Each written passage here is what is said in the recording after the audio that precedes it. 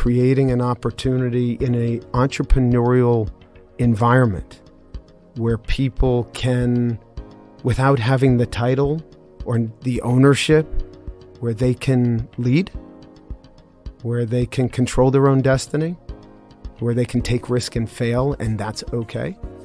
The entrepreneurial mindset is something that can be applied if you're the person signing on the dotted line or if you're working in a very large matrix organization with lots of different businesses within it.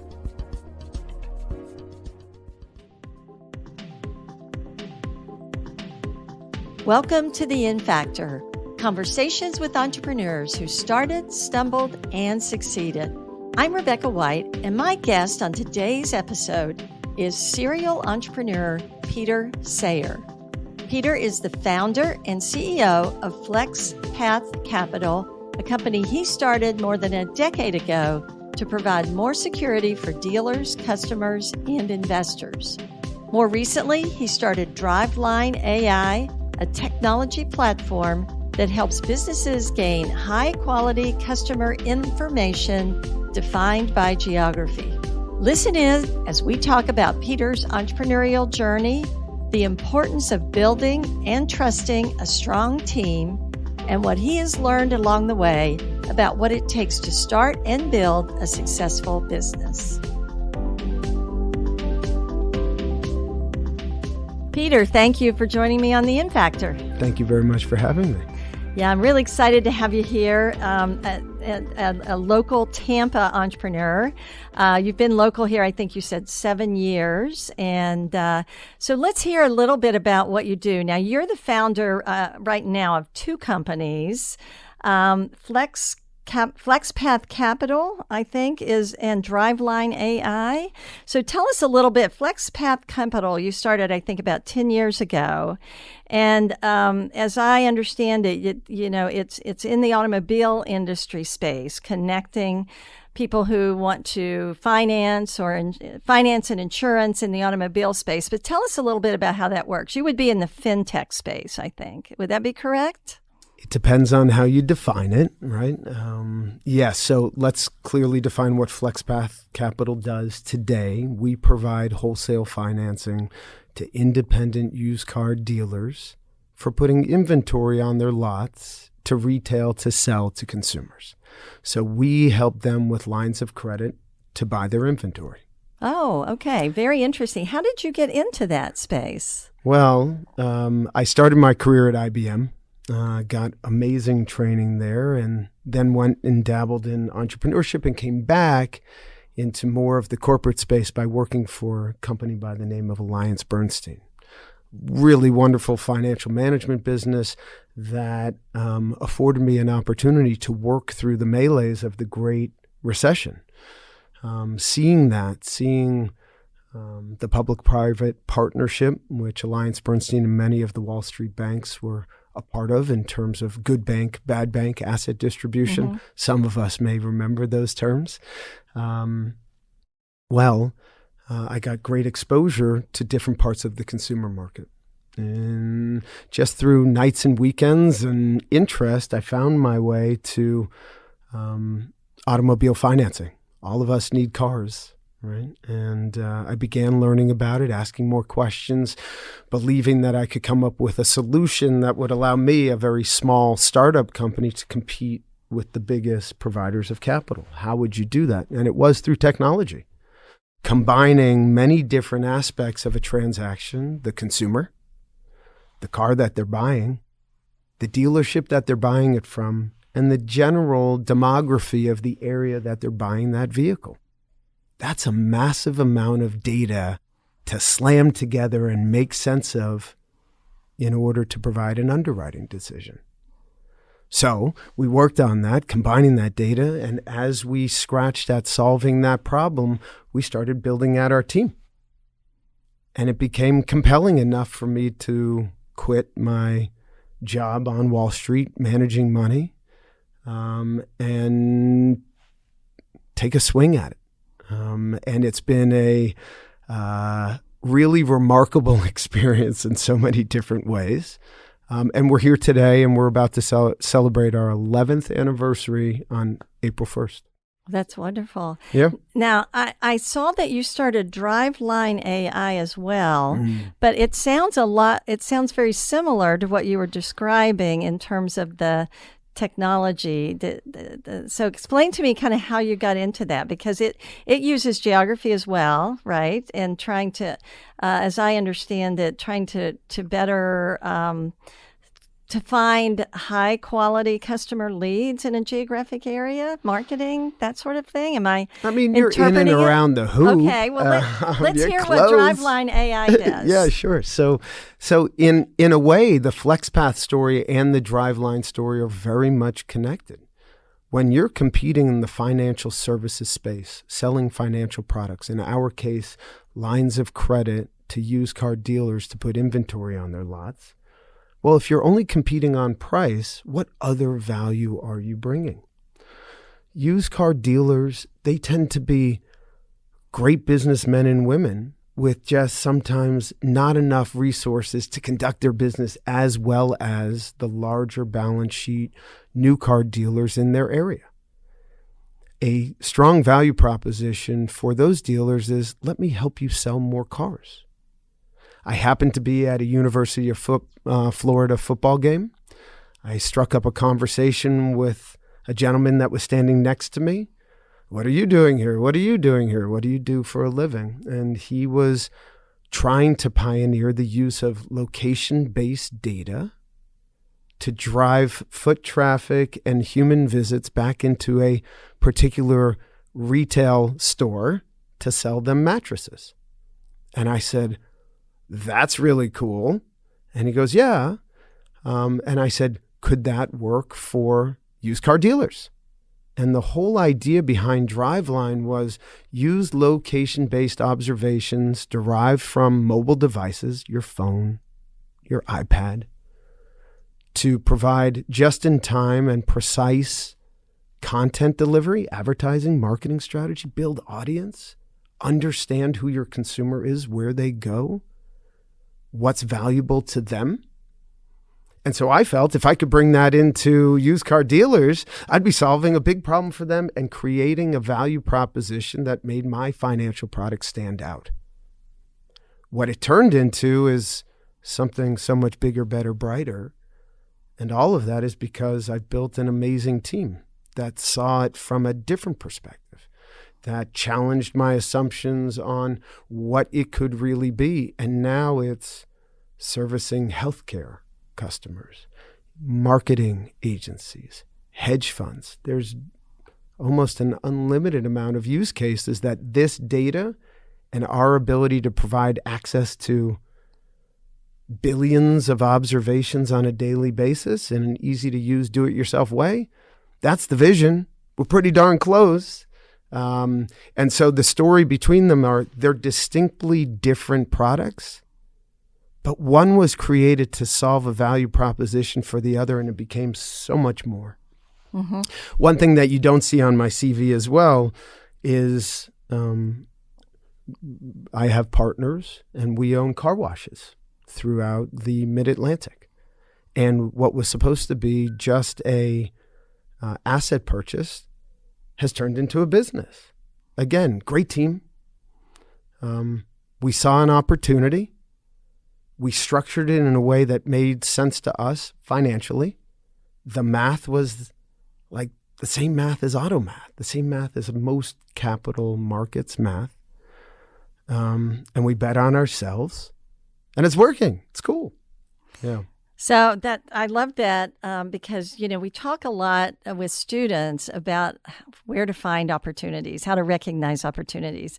And you said Driveline, that whole, the seed for that was planted at a football game, right? October 2019. I'll never forget it. Right before the pandemic, interestingly.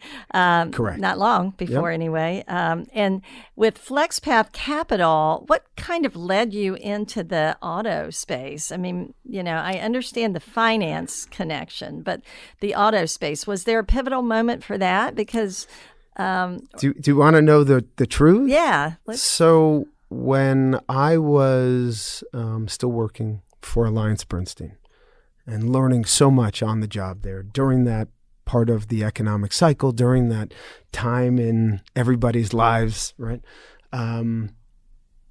You got broad exposure to lots of different parts of, the investment spectrum.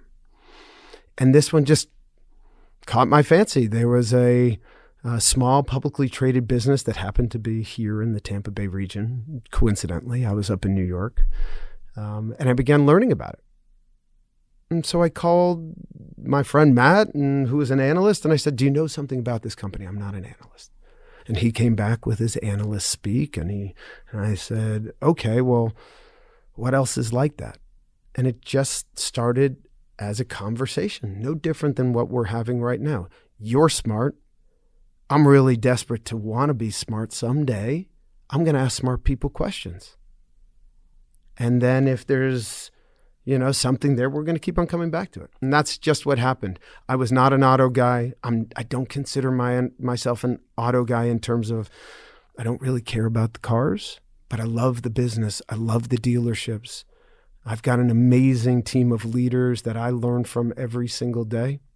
Really accomplished men and women that show up, and they make auto finance really fun because they're smart and they do their job. And I know when I'm not looking, they're doing it right the first time. Yeah. You've mentioned team several times. We're going to dig into that in a few minutes, but I have to go back a little bit to this whole idea of, where opportunities come from. So as I'm listening to you talk, one of the things that we were talking about before we started recording is this whole idea of an entrepreneurial mindset and curiosity, asking questions, being surprised by things, looking for opportunities everywhere. Is that something that you've always kind of carried with you, this idea of being curious? Because that's what I'm hearing when you're talking. You're curious, you ask questions, you're interested in a lot of things. And if so, does that come from, was that something that you learned at home? Is that just something that, you've always been curious? And would you say that's part of what enables you? I also hear that you're willing to let other people teach you. And you're willing to learn. So learning and the importance of learning, I think, would be a part of it, this curiosity and learning. So there's a lot in there to cover. So one, just to cover this off, I like working with a diversity of leaders. That energizes me. Really smart people who have an opinion and can go out there and execute.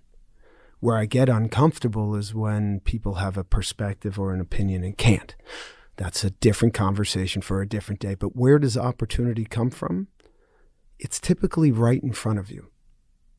If you're willing to see it, if you happen to listen for it. And that's also really hard because most of us act tactically instead of strategically all of the time. You're trying to solve the problems of the day or of the week or the thing that's right in front of you while keeping your eyes on the longer term opportunity. I talk about team a lot because they allow me to sometimes remove myself from the day-to-day to spend time on the strategic. And I don't like making unilateral decisions when I work with strong leaders. People who execute, because it's theirs too. I'll come to them, put it in front of them, ask for their opinion, cultivate that. And if they hate it, then we kill it, right? Because they're smarter than I am.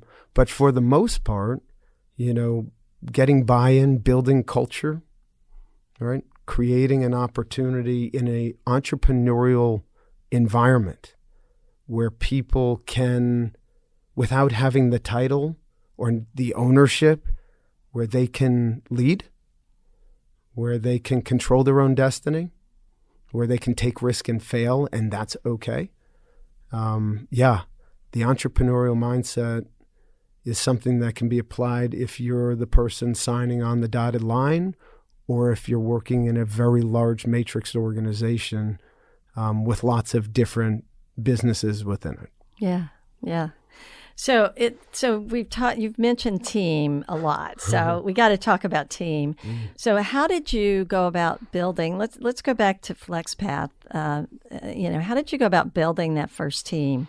Is there a strategy there? Because for a lot of entrepreneurs, they're kind of used to being out there on their own, at least initially. And it's kind of scary sometimes to bring on other people and kind of let go a little bit. Yeah, I think that's 100% the case. When I started FlexPath, I thought I had done all the nights and weekends and analytical work and research, and I quit my job and I started on April 1. And by April 15, I was calling advisors, friends, people who I trusted, who knew I was taking this leap and saying, I need an operator. I can't do this myself. And what ultimately brought me down to Florida was what I determined now as my business partner lived here. And we were building out the back office here. So back office, what does that mean? So back office is more like administrative functions, paperwork, underwriting, collections, as far as the FlexPath business was concerned, right? Managing the business. Your sales operators are out in the field, operating independently, representing your brand, representing your product, hopefully answering questions. And as we grew, as we were invested in, because of my team, truly, we did a very big structured finance deal, coincidentally, with AllianceBernstein. And it was because of my team. It wasn't because of me. That single point of failure is unbelievable to the investor. Sure, you're going to be the one to build a one-person auto finance company with no experience? It was a mountain too high. But with a team, you get there, right?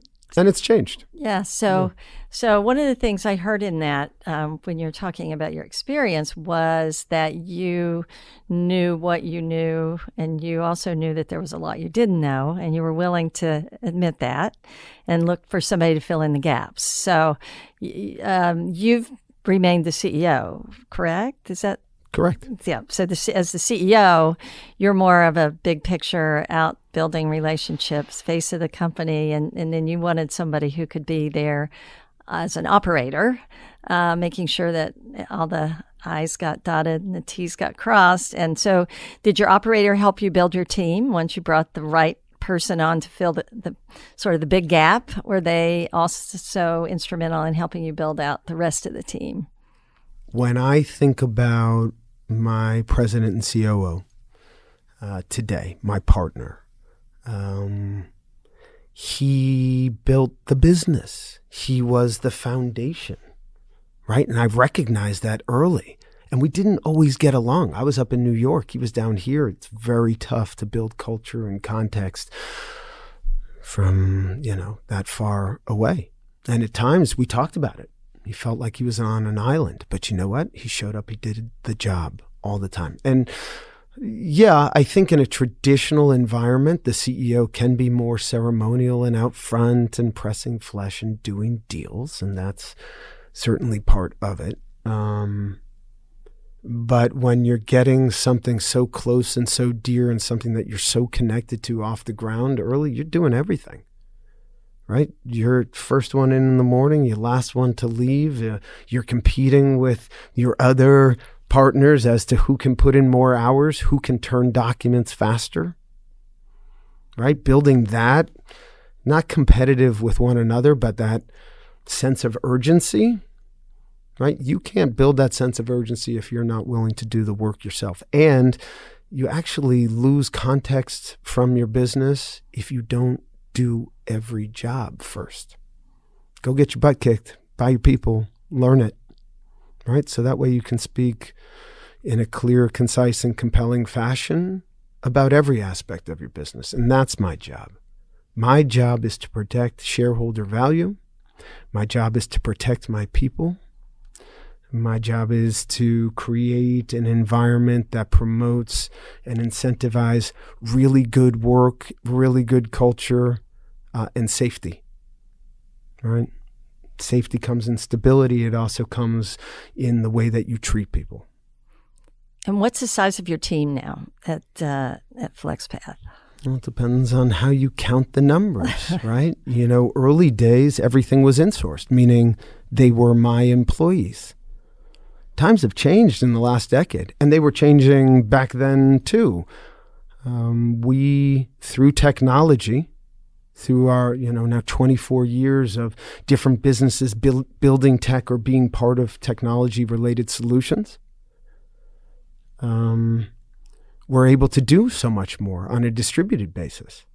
There's an old adage that says you can't manage what you can't measure.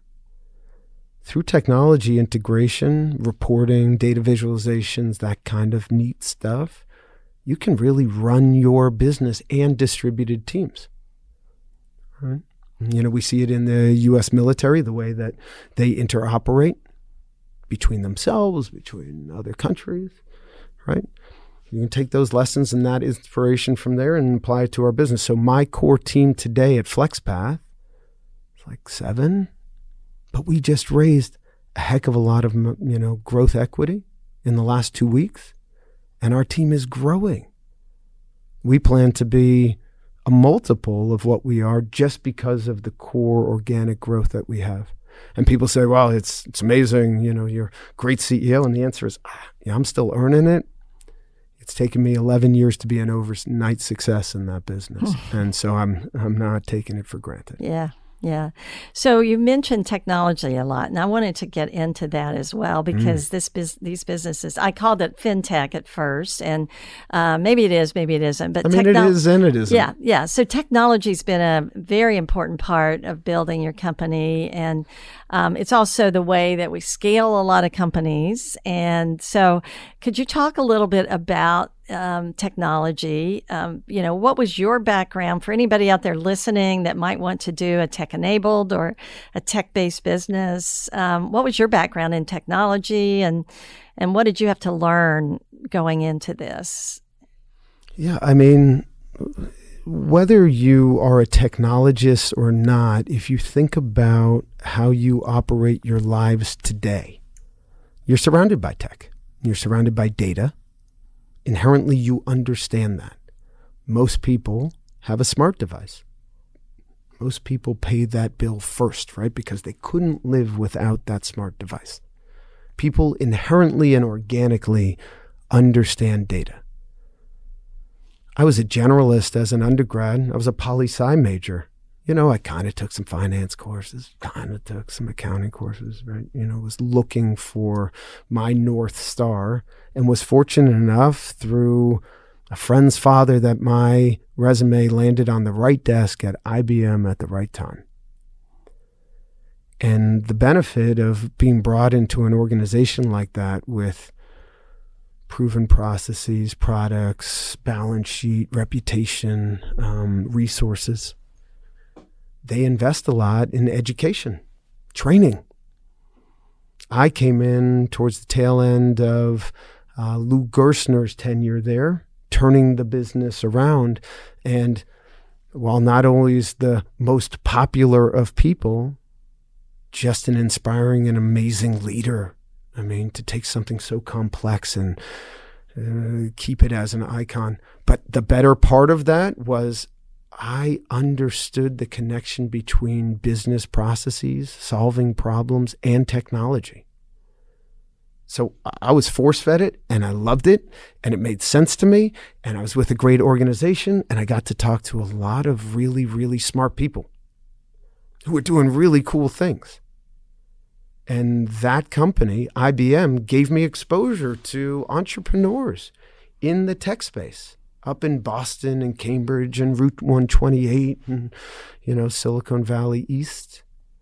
And what an amazing time at the end of the 90s into the 2000s. What a provocative time to be in an entrepreneurship industry representing such a solid brand. And that has stuck with me. I still have my training materials, and every so often I reference them, but I stay in touch with most of the people that were in my, management and sales training. program. And you were also, am I correct that you went to Babson?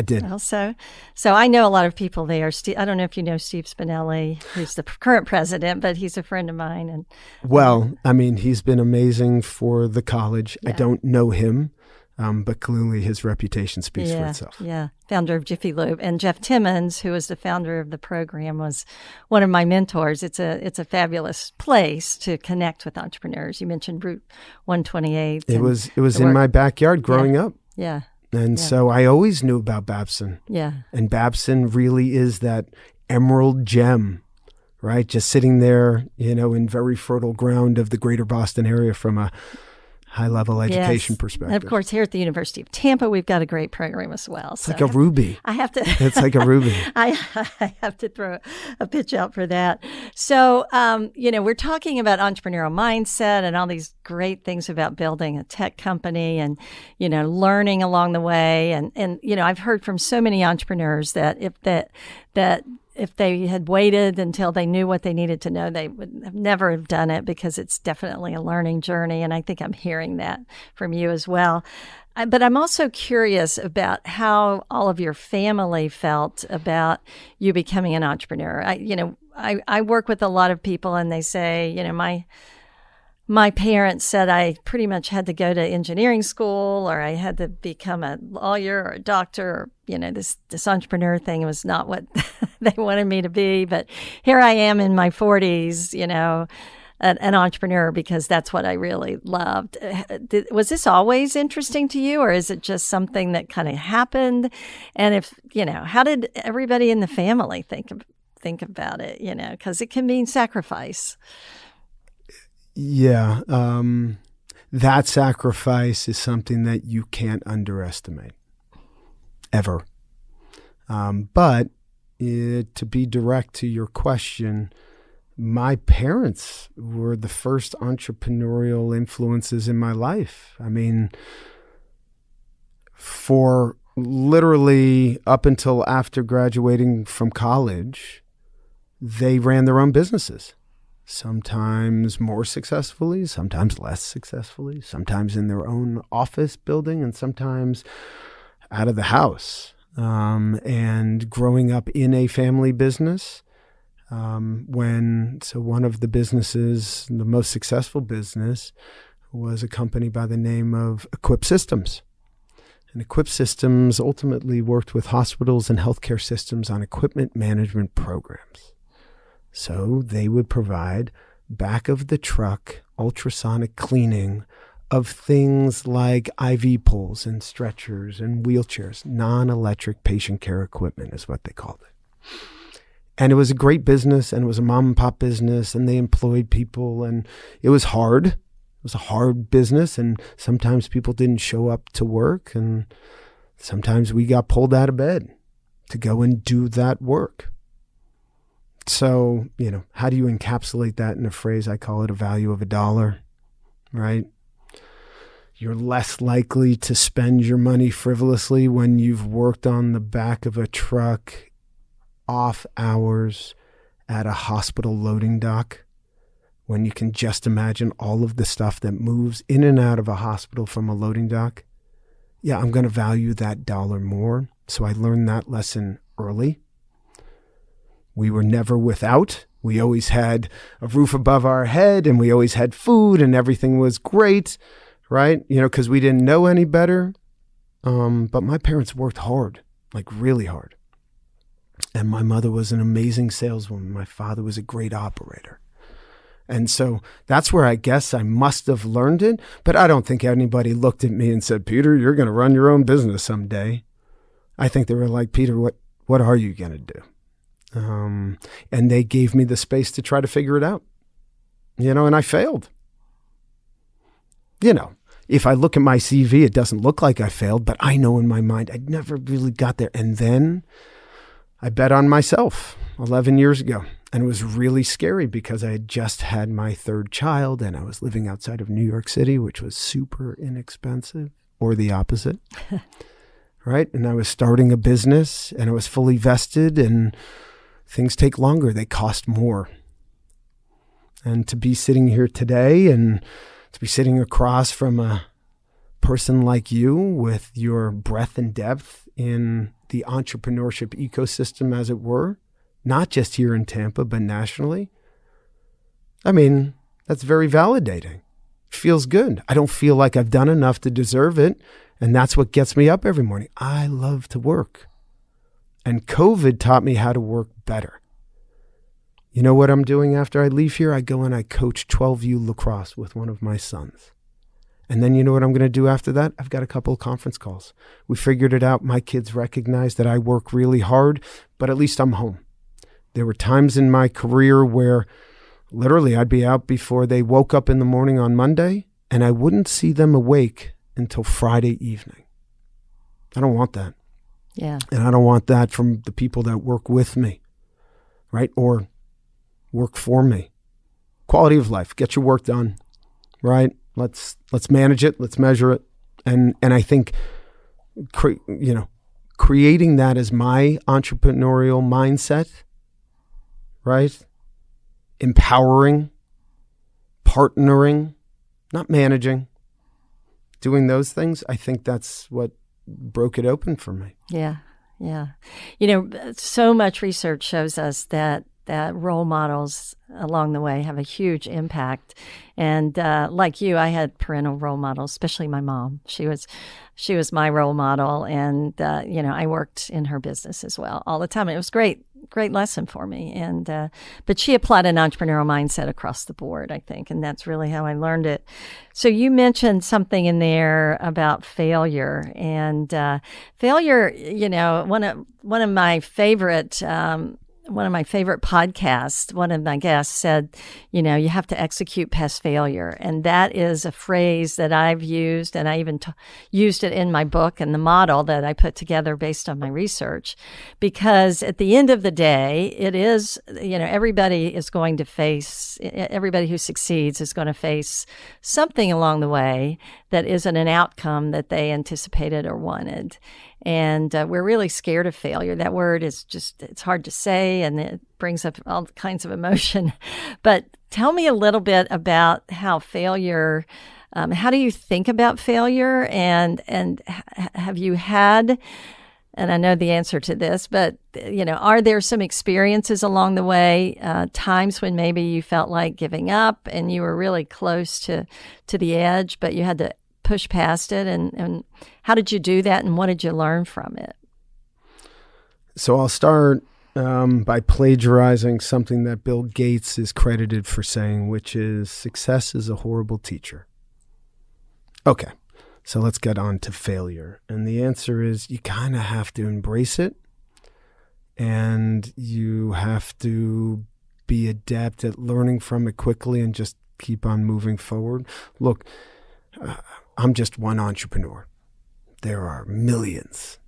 And I think the common thread that you've probably heard through your career conducting conversations like these is that at somewhere deep inside that person or those people is something that drives them, something that motivates them. When I started FlexPath Capital, and I was going to say this later in our discussion, right, about the one thing that I would, if I had one thing to pass forward, would be don't underestimate raising capital from friends and family. Don't underestimate that. Where deep, deep relationships are on the line, where they love you and they're investing in you because it's you, more so than anything else. Maybe 50-50. But that was a great motivator for never giving up. You say, persevere. Well, certainly there's always selfish things that you can point to, like, I don't want to be a loser, right? I don't want to get kicked out of my house, whatever that quantum is. But I took their investment really seriously. And I knew that while they would try not to treat me any differently, it would be something that would always be there. And that's always been my drive and motivation, because we have almost failed, and not necessarily because of us, right? There are circumstances that come at every entrepreneur that are outside of their control. I call them macros, right? Things that happen around you that you have no control over. So your job as the entrepreneur, as the CEO, as the person, the partner, is to do everything within your control to prevent that failure. I call it max optionality. I say, look, things are subject to change more than they're subject to stay the same. Change is the rule, not the exception. Regulatory changes, data changes, people changes, economy changes, right? We can do this all day. Everything's subject to change. And sometimes on a whim, and sometimes for no reason at all. And so we've constantly, and this is thematic in everything that I'm involved with, even some of the organizations that I don't count as my businesses, things that I'm just involved with, is we're flexible, we're adaptable. We expect things to go wrong. Why? Because we've lived it and we've survived it, and shame on us if we didn't learn from it. But yeah, that's my greatest motivation, is I don't want to fail the people that entrusted me with their capital in any one of these businesses. So ultimate failure of the business wasn't an option, basically. No way. No way. And I was committed. Right. I emptied my 401ks. I lived that you lifestyle. had skin in the game, as we call it. Oh, yeah. And more. And no safety net and 3 kids at home. Yeah. And an amazing wife, right? I didn't want to mess up for them for sure. But as a CEO, right? Not as a dad. That's a different thing. But as a CEO, you have a responsibility to your investors. Mm-hmm. And it really disappoints me when you see people who don't take that seriously. Yeah, yeah. So you've had 10 good years at FlexPath Capital, and you've launched, I think, Driveline 2 years ago. Did I read that? 2 or 3 years ago? We incorporated 2 years ago, and we brought on customers within the last 18 months. We will be scaling that business significantly in the second quarter of this year. We brought on some amazing new executives, partners out there. And so we're really excited about it, but there's still some work to be done. Yeah. So, and I know that you've also filled up your time with philanthropic work, and so I'm curious. Could you share a little bit about how you give back and why you give back, and then maybe after that, sort of what's the future look like for Peter and these companies and the work that you do? Well, I think something you're going to hear, or at least maybe a conclusion that you can draw from our conversation today, is I'm busy, right? So philanthropically, when we first moved down here, FlexPath was doing okay. We were in hyperscale. And then very soon thereafter, we went through one of our bigger hiccups in the history of the business. And I just wanted to focus on that business. I didn't want to be involved at all. Lacrosse was organic. My son played. And when we first moved down here, in order to get him situated, I offered up my time. And what that's turned into is a love affair for the game, the organization that I volunteer with, and the people that help run it. They've recognized me by putting me on the board, and I take that job seriously because it's such a great sport. It's so inclusive, tall, small, big, whatever, fast, slow. There's a place for you out there. And that has become a passion project for me. How you and I met, I was doing some advocacy work for a center at a different university here in town. And Hillsborough asked if there would be someone to chair a newly formed entrepreneurship advisory board to Hillsborough County Public Schools. And my name was put forward. And then COVID hit. And so our biggest challenge was we had these amazingly motivated teachers who were buying into curriculum and programs that the district and the county were putting forward to them. And they were persevering through COVID, teaching kids in a distributed way, sometimes where they didn't have access to the technology. Like, how were they?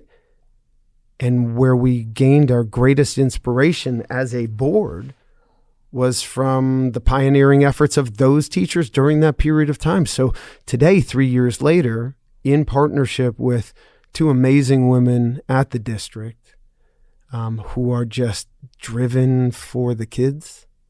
I mean, really, that's their motivation. They're not there for the money. We have close to 2,000 kids in the district taking entrepreneurship classes, countless corporate sponsors into the district. We're growing. We're in 28 schools out of something like 79 or 80 and growing. I mean, that to me is also a passion project. I get to meet really cool people, get to give back to my community, promote that next generation of student that, you know, can give back to Tampa or wherever they choose to go. But something where they know that they've got resources. People like you, organizations like the University of Tampa that have resources, have a mandate to give back. That is what you do. It's amazing. So that's that. And then lastly, you can't live in Tampa without becoming friends with somebody who has something to do with the military. And through an organic relationship with a family that have become, like family to us, I'm also a volunteer coach with the Honor Foundation that works with transitioning special operations warfare officers, amazing men and women who have such off-the-chart leadership experience and capabilities and just need a little bit of private sector context. And that's what the organization ultimately is there to do. And they deliver that through curriculum and interactions. And so I get to work with fellows. That's what they call the men and women that come through the program. And they're also super inspirational. So back to your original point about where do opportunities come from? All around you. And so, staying busy, staying current, trying to give back. I think that's part of a holistic sort of way of living life that I think has made me, successful in terms of what I believe is my quality of life. Networks are a really important part of entrepreneurship. And I always encourage my students to go out and volunteer because it's a fabulous way to meet people that they might not otherwise have an opportunity to be connected to. People like you, for example, who are out there giving back to the community, who, they may not have access to without that kind of, volunteerism. So thank you for all that you do for those organizations and for the community. And this has been really a lot of fun for me to learn a lot more about you. We connected some time back, and it took us a little while to do this, but it's been fun to learn more, and I'm excited to share your story. And I do, as you pointed out earlier, I always ask, what's that one piece of advice? And I don't know if you want to add to what you said earlier, but I always like to try to end on that. I'm sure that there's a lot that you've already shared with us, but if you had to summarize that one thing, is there anything you want to add at this point? Yeah. And it's kind of a funny in that when I first started FlexPath, I just so happened to have a fortune cookie, right? And I opened it up and the fortune said, hard work and perseverance will pay off. And I took it and I taped it to the back of my phone, and it was there for 6 years. And if I can just impart something that the fortune cookie said to me, literally, hard work and perseverance, if you can just persevere, just get up the next day and stand up, right? Just persevere, figure out where to get that next thing that allows you to move forward. It does work. That's awesome. So, fortune cookies every now and then. They've got great advice. Totally. And I think another great entrepreneur said something similar, Steve Jobs. He was I think he said perseverance is what separated the successful entrepreneurs from those who weren't. So, you're in good company there. I wouldn't mess with that. Thank you for joining me, Peter. This has been great. Where can our listeners find you, connect with you, learn more about you? LinkedIn, please. And in the message, just say I listened to, Dr. White's podcast and would love to connect. Always happy to.